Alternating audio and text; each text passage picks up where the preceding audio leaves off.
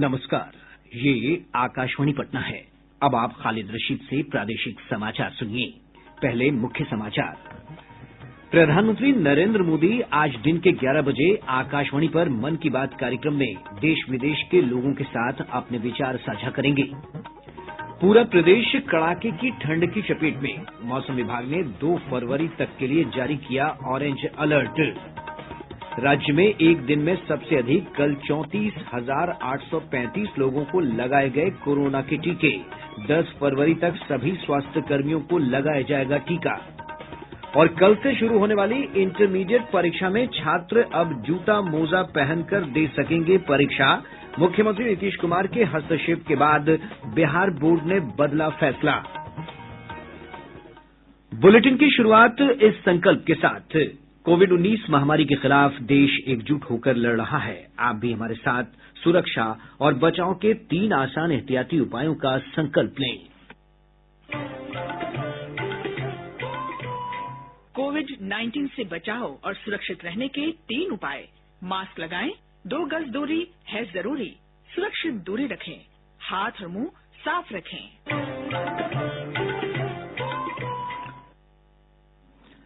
अब समाचार विस्तार से। प्रधानमंत्री नरेंद्र मोदी आज दिन के 11 बजे आकाशवाणी से मन की बात कार्यक्रम में देश और विदेश में लोगों के साथ अपने विचार साझा करेंगे। यह मासिक रेडियो कार्यक्रम की 73वीं कड़ी होगी। यह कार्यक्रम आकाशवाणी और दूरदर्शन के समूचे नेटवर्क पर उपलब्ध रहेगा। मन की बात कार्यक्रम आकाशवाणी समाचार की वेबसाइट newsonair.com और news on AIR mobile app पर भी सुना जा सकता है। इसके अलावा सूचना और प्रसारण मंत्रालय तथा प्रधानमंत्री कार्यालय के YouTube चैनलों पर भी कार्यक्रम का प्रसारण होगा। मन की बात कार्यक्रम के तुरंत बाद मैथिली भाषा में इसका प्रसारण आकाशवाणी के दरभंगा केंद्र से किया जाएगा। इसी प्रसारण को दोबारा रात्रि 8 बजे से भी सुना जा सकता है। प्रधानमंत्री नरेंद्र मोदी ने कहा है कि सरकार कृषि कानूनों के मुद्दे पर खुले मन से आगे बढ़ रही है। नई दिल्ली में सर्वदलीय बैठक को संबोधित करते हुए उन्होंने कहा कि कृषि मंत्री बातचीत के लिए हर समय उपलब्ध हैं। बैठक में 26 जनवरी की दुर्भाग्यपूर्ण घटना का उल्लेख होने पर प्रधानमंत्री ने कहा कि कानून अपना काम करेगा। सर्वदलीय बैठक के बाद संसदीय कार्य मंत्री प्रहलाद जोशी ने कहा कि 11वें दौर की बातचीत के बाद किसानों को दिए गए प्रस्ताव पर सरकार अब भी कायम है। जो डिस्कशन के लिए, नेगोशिएशन के लिए 22nd, 23rd को हमारा एग्रीकल्चरल मिनिस्टर श्री नरेंद्र सिंह तोमर जी ने जो उन्होंने ऑफर किया था, हम डिस्कशन के लिए तैयार है। अगर आप डिस्कशन फर्दर कंटिन्यू चाहते हैं तो मैं एक फोन कॉल पे अवेलेबल हूँ। जो स्टेटमेंट जो उनको कम्युनिकेट किया गया था दैट स्टिल स्टैंड्स गुड। सरकार बातचीत करने के लिए तैयार है।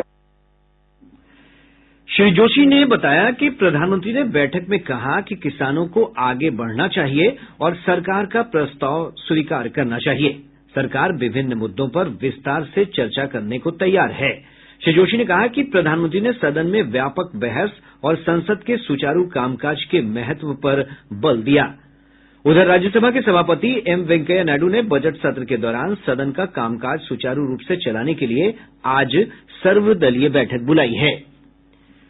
लोकसभा में कल पूर्वाह्न 11 बजे 2021-22 का केंद्रीय बजट पेश किया जाएगा।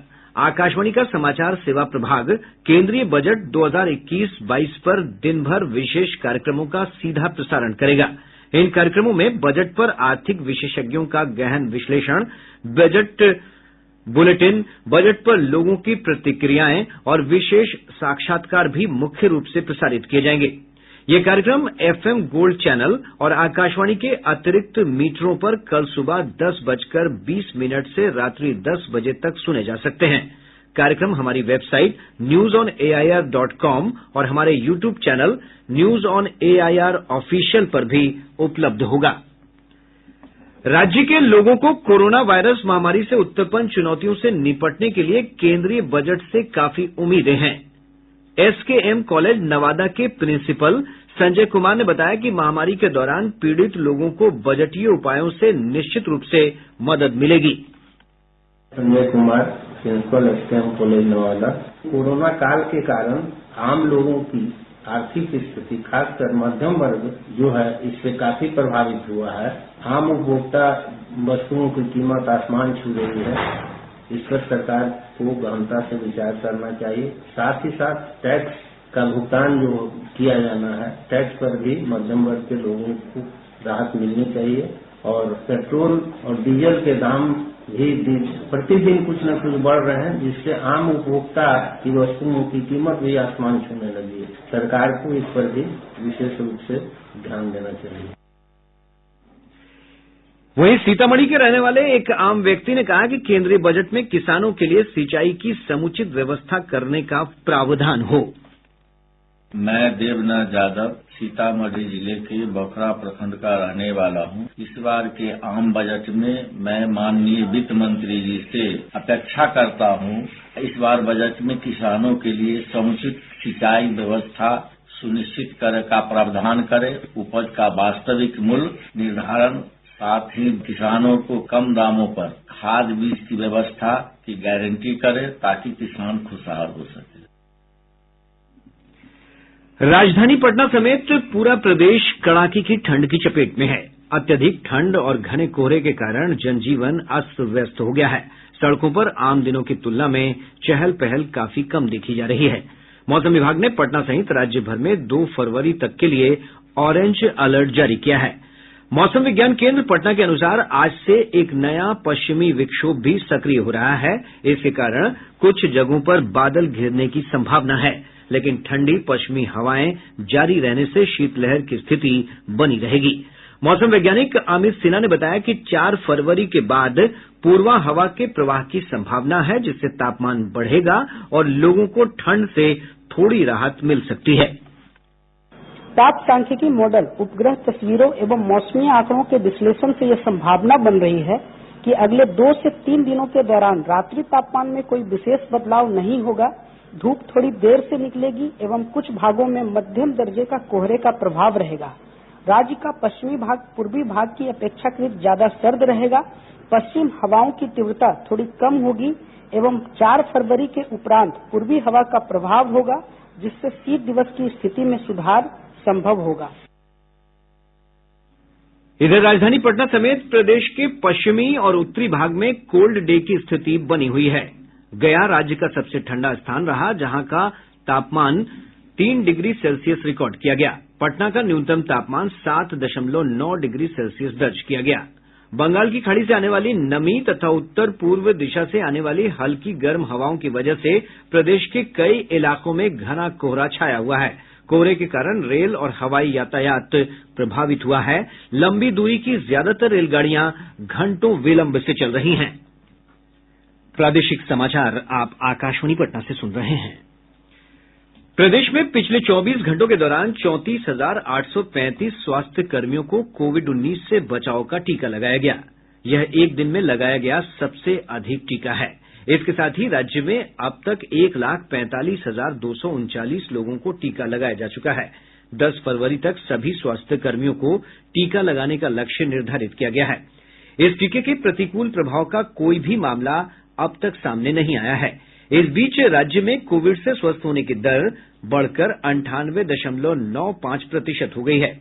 अब तक 2,57,856 रोगी उपचार के बाद स्वस्थ हो चुके हैं। कोविड के सक्रिय मामलों की संख्या भी निरंतर कम हो रही है। इस समय सक्रिय मामलों की संख्या 1,247 है।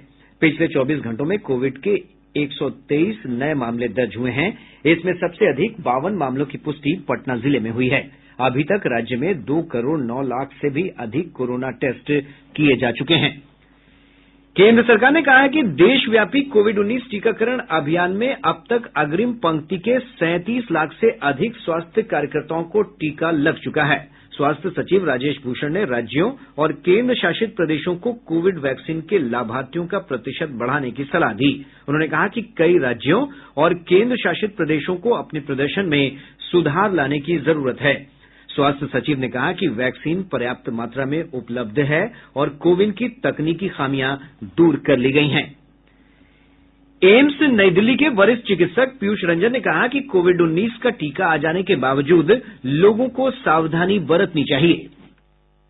एक अतिरिक्त सुरक्षा कवच के रूप में हमारे पास अभी ये वैक्सीन आया है और जैसा कि किसी भी बड़े कदम के साथ होता है कि इसको लेकर के कुछ संशय लोगों के मन में आ गई हैं, तो लेकिन हमें उन संशय से अपने आप को दूर रखना है और जो अतिरिक्त सुरक्षा कवच है कोविड-19 बीमारी के विरुद्ध में, हमें उस सुरक्षा कवच से लैस होकर के इस बीमारी को अपने बीच से बिल्कुल दूर कर देना है। डॉक्टर रंजन ने बताया कि कोविड टीके का दूसरा डोज लेने के बाद ही इस वायरस के खिलाफ शरीर में रोग प्रतिरोधक क्षमता विकसित होती है। तो वैक्सीन के पहले शॉट लेने के बाद, यानी कि पहला टीकाकरण और उसके बाद 1 महीने के बाद दूसरा डोज होगा और दूसरे डोज के 14 दिन के बाद ही आपको इसकी इम्यूनिटी जो है फुल्ली डेवलप होगी। यानी कि पहले दिन जब आप वैक्सीन को लेते हैं उसके लगभग 6 हफ्ते के बाद इस वैक्सीन का पूरा असर आना शुरू होगा। यानी कि पहले इंजेक्शन लेने के 6 हफ्ते तक आपको उतनी ही रिलीजियसली और रिगरसली आपको बाकी प्रोटेक्टिव मेजर्स, जो जैसा कि बार बार बताया जाता है, मास्क पहनना, सोशल डिस्टेंसिंग रखना और पर्सनल हाइजीन का ध्यान रखना, इसे आपको नियमित तौर पर उसी तरह से अनुपालन करते रहना है। देश भर में आज से पल्स पोलियो अभियान 2021 शुरू हो रहा है। राष्ट्रपति रामनाथ कोविंद ने कल राष्ट्रीय प्रतिरक्षण दिवस की पूर्व संध्या पर राष्ट्रपति भवन में 5 वर्ष से कम आयु के बच्चों को पोलियो की खुराक पिलाकर इस अभियान की शुरूआत की। इस अवसर पर केंद्रीय स्वास्थ्य मंत्री डॉक्टर हर्षवर्धन ने कहा कि हमें वैश्विक स्तर पर पोलियो का उन्मूलन होने तक सतर्क रहने और पोलियो से जनता की प्रतिरक्षा बनाए रखने के लिए बारीकी से निगरानी रखने की जरूरत है। उन्होंने कहा कि बच्चों को अतिरिक्त सुरक्षा प्रदान करने के लिए भारत सरकार ने अपने नियमित टीकाकरण अभियान में आईपीवी यानी इंजेक्शन के माध्यम से पोलियो की दवाई देने की शुरूआत की है। बिहार विद्यालय परीक्षा समिति के तत्वावधान में होने वाली इंटरमीडिएट की वार्षिक परीक्षा कल से शुरू हो रही है। मुख्यमंत्री नीतीश कुमार के हस्तक्षेप के बाद बोर्ड ने परीक्षार्थियों को जूते और मोजे पहनकर परीक्षा देने की अनुमति दे दी है। बोर्ड के अध्यक्ष आनंद किशोर ने कहा कि परीक्षा के लिए कुल 1473 केंद्र बनाए गए हैं। इस परीक्षा में 13,50,000 से अधिक परीक्षार्थी शामिल होंगे। मुख्य सचिव दीपक कुमार ने जिलाधिकारियों के साथ बातचीत में कदाचार मुक्त परीक्षा सुनिश्चित करने का निर्देश दिया है। उन्होंने परीक्षा के दौरान कोविड प्रोटोकॉल का पालन सुनिश्चित किए जाने को कहा है। पूर्वोत्तर सीमांत रेलवे के महाप्रबंधक अंशुल गुप्ता ने कहा है कि इंडो नेपाल रेल लाइन बिछाने का कार्य अगले 3 वर्षों में पूरा कर लिया जाएगा। कटिहार में उन्होंने कहा कि रेल लाइन के लिए जमीन अधिग्रहण का कार्य भी लगभग पूरा किया जा चुका है।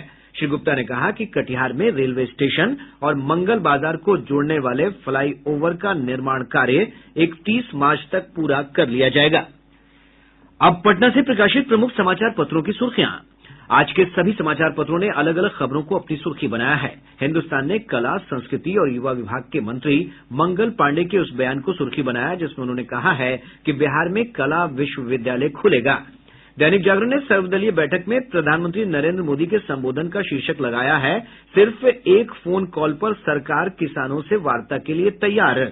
दैनिक भास्कर ने बजट से जुड़ी खबर को सुर्खी बनाते हुए लिखा है, ड्रीम बजट, दोगुनी हो आयकर छूट की सीमा, अब सभी हो आयुष्मान। प्रभात खबर की सुर्खी है, पंचायतों को भेजी गई 15वें वित्त आयोग की 1,254 करोड़ की राशि। और अब अंत में मुख्य समाचार एक बार फिर। प्रधानमंत्री नरेंद्र मोदी आज दिन के 11 बजे आकाशवाणी पर मन की बात कार्यक्रम में देश विदेश के लोगों के साथ अपने विचार साझा करेंगे। पूरा प्रदेश कड़ाके की ठंड की चपेट में, मौसम विभाग ने 2 फरवरी तक के लिए जारी किया ऑरेंज अलर्ट। राज्य में एक दिन में सबसे अधिक कल 34,835 लोगों को लगाए गए कोरोना के टीके। 10 फरवरी तक सभी स्वास्थ्य कर्मियों को लगाया जाएगा टीका। और कल से शुरू होने वाली इंटरमीडिएट परीक्षा में छात्र अब जूता मोजा पहनकर दे सकेंगे परीक्षा। मुख्यमंत्री नीतीश कुमार के हस्तक्षेप के बाद बिहार बोर्ड ने बदला फैसला। इसके साथ ही आकाशवाणी पटना से प्रसारित प्रादेशिक समाचार का ये अंक समाप्त हुआ। कोविड-19 से बचाव और सुरक्षित रहने के 3 उपाय। मास्क लगाएं, 2 गज दूरी है जरूरी, सुरक्षित दूरी रखें, हाथ और मुंह साफ रखें।